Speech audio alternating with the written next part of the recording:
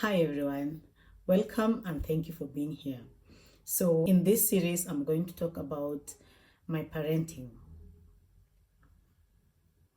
in that week on a personal development perspective.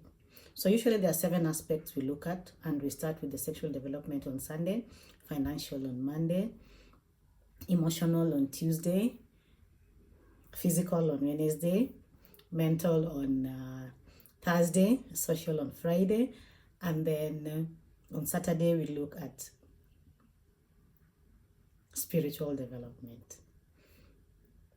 So here's my week in parenting.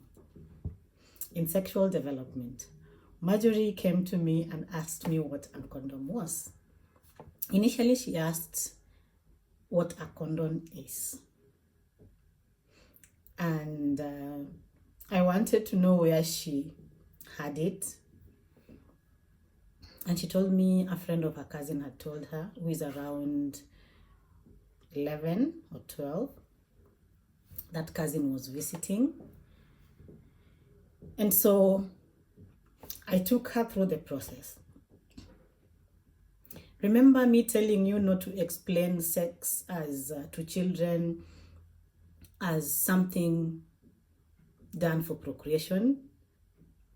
I'm glad I didn't, because at this time I was able to, but she had forgotten, because they forget. Even the simple explanation I had given her, that is why you need to do it repeatedly when it arises, anytime, any minute they come up with them, you do it. So she asked me, I explained. Then her sister came in and found us talking. And I told her to explain to her sister what a condom was. Initially, she didn't want to explain, but I told her I've told her. So I want you to tell her because I have told you before. Apparently, Marjorie liked the explanation. So the next day she comes and asks, Mommy, explain to me again what a condom is. And I asked her, what do you remember from our conversation? Then she said what she remembers.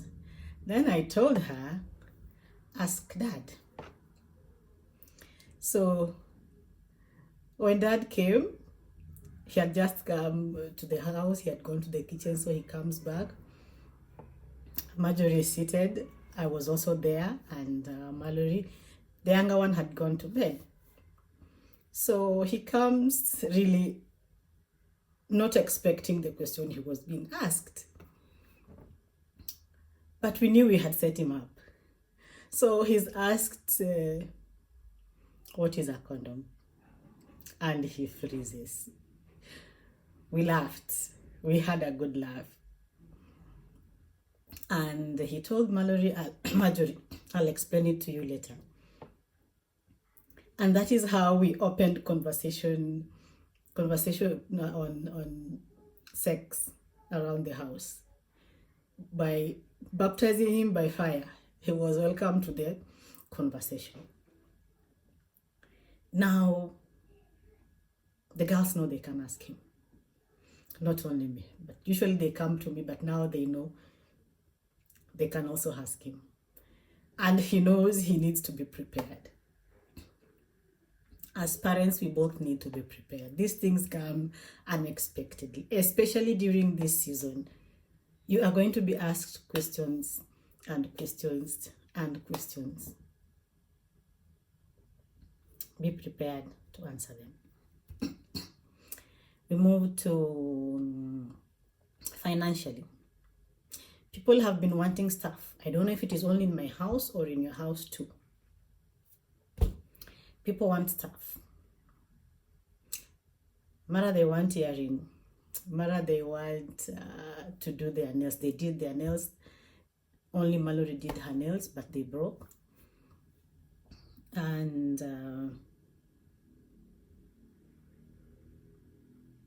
financially, they need a lot of things. Some that their money cannot buy. And so the fallback is on us. So how do you deal with the constant needing of stuff that are not basic?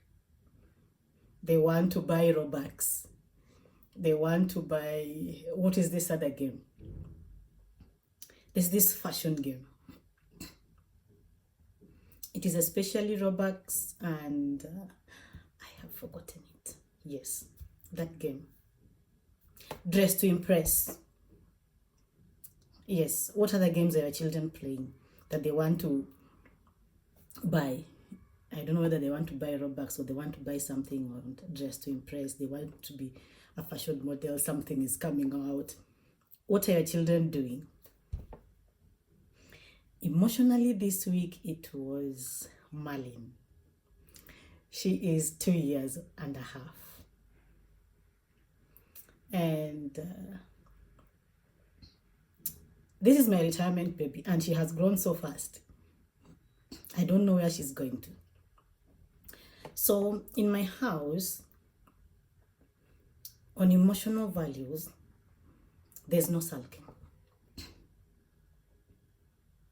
You can throw a tantrum, you can cry, you can scream, but you cannot sulk. From very early on, I knew sulking is a pattern I wanted to break. In my family, there are low-key sulkers. And before we had children, I asked my husband, or was it when Mallory was still younger than 1 year, I asked him if there were sulkers in his family, because this is something I knew I did not want. And from the time Mallory could shudder her shoulders, I told her, Mama, there's no sulking in this house. And they know. So this week, Marlene, I don't know what happened. She looked like she was sulking, and I told her, Mama, there's no sulking in this house. You know what she told me? I'm not sulking. I'm sad.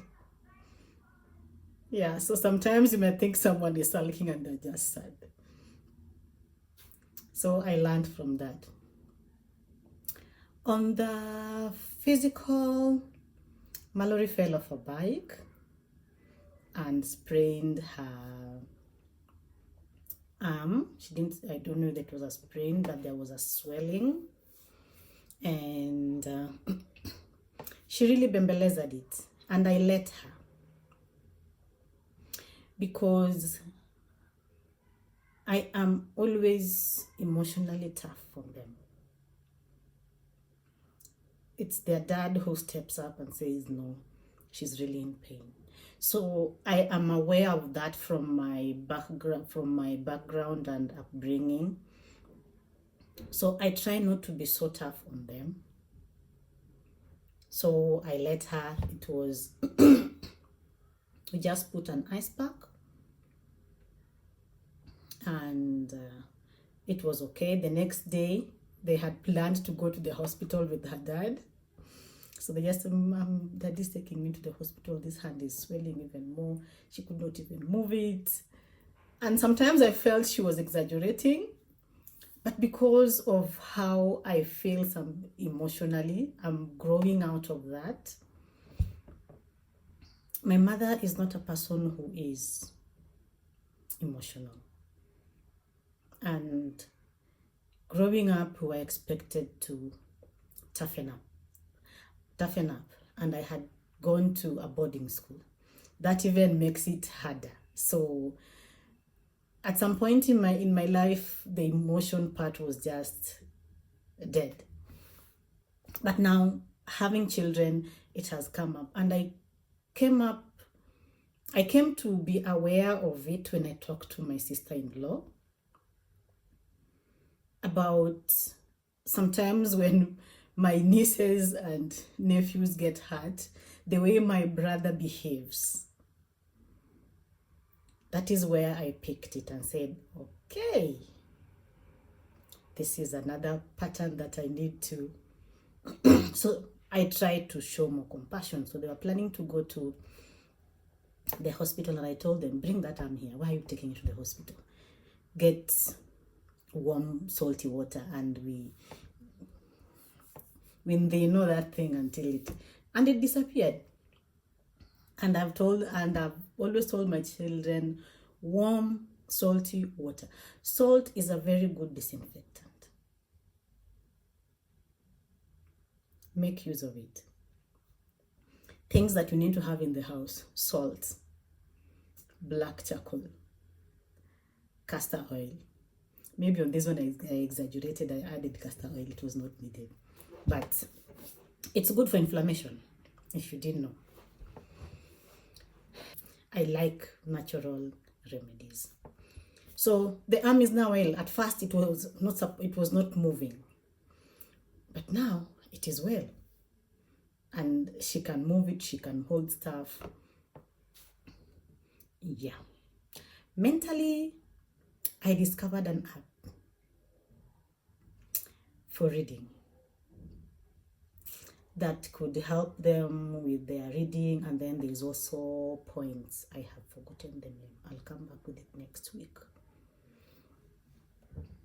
People have been reading. People read from 10 to 11:30. Yeah. Socially, what happens socially? I forgot to take people on their dates. Usually take the girls out on their birth dates. The first ones are usually Marjorie and me. We share a birth date. We are both born on 3rd of November. And then followed by Mallory on 6th of October. Then their dad on 14th. Then Marlene on 17th. So every month on your birthday, it's your day. So people wake up really excited that it's their day. But this time somehow they forgot. I think Marjorie remembered on 4th or on 3rd in the evening and told me, "Mommy, it was my day today. We didn't go anywhere." So we started with walks. Sometimes we just take walks, or go have a meal, or an ice cream, or just go and get some chocolate. But I also think I forgot because of my gluten sensitivity. I cannot eat anywhere, so the motivation to go out is not there. They really look forward to these dates because it gives them time alone with me without the interruptions from their other siblings. Because when you take them out together, for you as the parent, it is the caregiving that has been transferred. So sometimes you are busy taking care of them that you forget to have fun with them. But when you go with one person, you are able to concentrate on them, you are able to hear them out, you are able to talk to them individually and personally. And that has really improved our relationships. Spiritually, we went to church on Saturday. We didn't go to church at 11. I'm happy we arrived early at 9. It is in my goals and visions for 2025 that we get to church by 8:30. Because other things we do on time, we keep time. We only draw the line when it comes to church. So then we start giving excuses. So that is my week in parenting. See you next week.